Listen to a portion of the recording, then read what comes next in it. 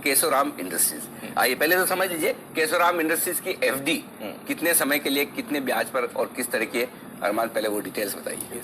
Sir ये सबसे पहले ये हमको शुरुआत पता कब से पड़ी, जब न्यूज़पेपर आप पढ़ते तो न्यूज़पेपर में उन्होंने आर्टिकल दे रखे थे जिसमें उन्होंने पूरा बता रखा था कि आप हमारे एफडी में डिपॉजिट कर सकते हैं और ब्याज जो आपको मिलेगा वो 12.25% के लिए, और ये आपको 3 साल के लिए करना है, और ये भी सिर्फ 10,000 के मल्टीपल में आप कर सकते हैं। तो जैसे ही हमने वो चीज़ पढ़ी तो हमने SBI का अगर आप FDI का रेट देखेंगे तो 5% से 5.5% के आसपास है इसी टाइम पीरियड का।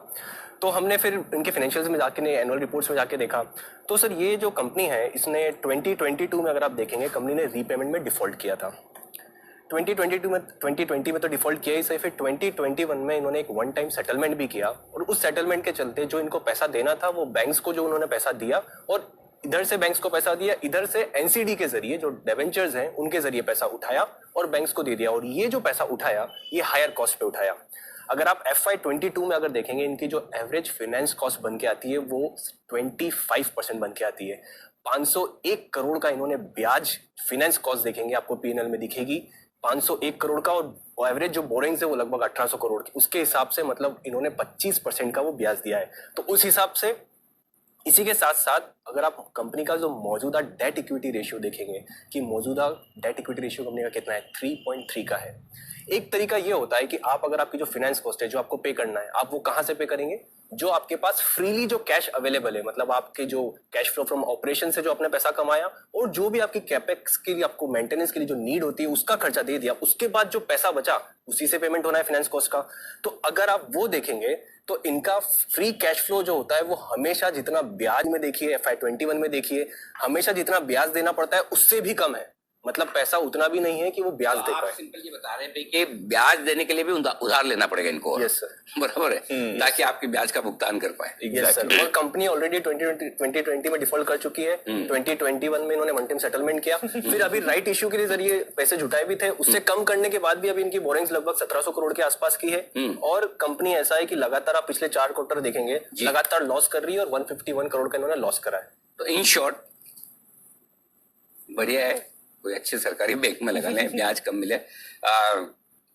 मतलब return on capital is not important, return of capital is important, है ना? करेक्ट, वापस तो आए। हाँ, पैसा वापस आना इम्पोर्टेंट है। पैसे पे कितना पैसा आ रहा है, कि आपकी कैपिटल पे कितना रिटर्न आ रहा है वो इम्पोर्टेंट नहीं है, कैपिटल रिटर्न आ रही कि नहीं वो इम्पोर्टेंट है। तो ओवरऑल कंपनी की बैलेंस शीट, ब्याज, उनकी जो रिपेमेंट करने की कैपेसिटी, मतलब प्रिंसिपल तो छोड़ो, ब्याज भी रिपेमेंट करने की कैपेसिटी नहीं है। फ्री कैश फ्लो उतना भी नहीं है, जैसे 501 करोड़ का फाइनेंस कॉस्ट आया था। रेटिंग किसने की?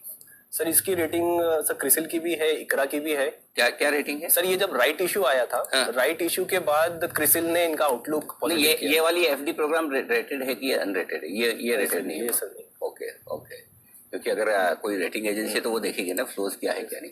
सो इन शॉर्ट आपके लिए कि कभी भी ये ना सोचे कि कोई बड़े अट्रैक्टिव दामों में आपको मिल रही है, और केशोराम तो मेरे ख्याल से जाना माना ग्रुप भी है सब कुछ। सो बिरलास की है ना? नहीं बिरला टायर्स है, पहले डीमर्जर हो चुका, हाँ वो डीमर्जर हो चुका। बट हाँ, जाना माना ग्रुप है तो लोगों को लगता है, जाना माना पुराना नाम है तो लोगों को लगता है कि नहीं लगाना चाहिए, लेकिन कंपनी की बैलेंस शीट, फाइनेंशियल्स और फंडामेंटल्स, और हम इसी तरह की रिसर्च आपके सामने लेकर आते हैं, क्योंकि अखबारों में आप ऐड देख के आपको लगेगा अरे वाह केशोराम बहुत ही बढ़िया 15%। और खास तौर से ये दिक्कत आती है सीनियर सिटीजन्स के साथ, और उनकी दिक्कत भी समझ में आती है, क्योंकि भाई प्रॉब्लम क्या है, रिटायरमेंट के पैसे पे उन्हें फिक्स इनकम चाहिए जिससे वो आराम से अपना खर्चा निकाल सकें, इसलिए वो थोड़ा सा ज़्यादा ब्याज मिल जाए वहाँ लालच होता भी है, और होना गलत भी नहीं है। लेकिन बात वही है कि अगर कोई ज़्यादा ब्याज दे रहा है तो उसके पीछे कारण आपको समझना है, और दूसरा ये भी समझना है कि क्या वाकई में वो समय से आपको रिपेमेंट कर पाएंगे या डिफॉल्ट हो जाएंगे।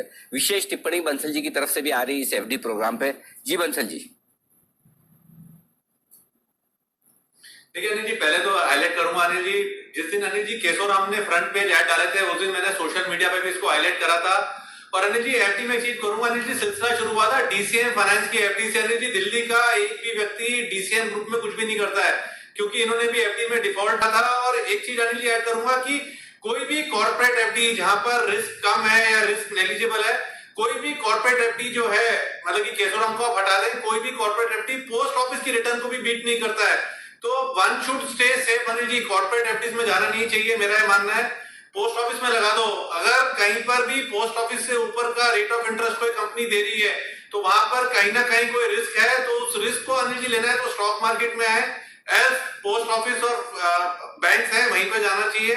इन कॉर्पोरेट एफडीज को बिल्कुल अवॉइड करना चाहिए। सिलसिला अगर आप देखें तो डीसीएम फाइनेंस है, यूनिटेक है, मोरपेन ने भी अनिल जी एफडीज पे डिफॉल्ट करा था, तो काफी बड़ी लिस्ट है यहाँ पर जिन्होंने डिफॉल्ट करा हुआ है। तो risk free means risk free, risk free का मतलब ये नहीं है कि बैंक के ब्याज से थोड़ा सा ऊपर ही है।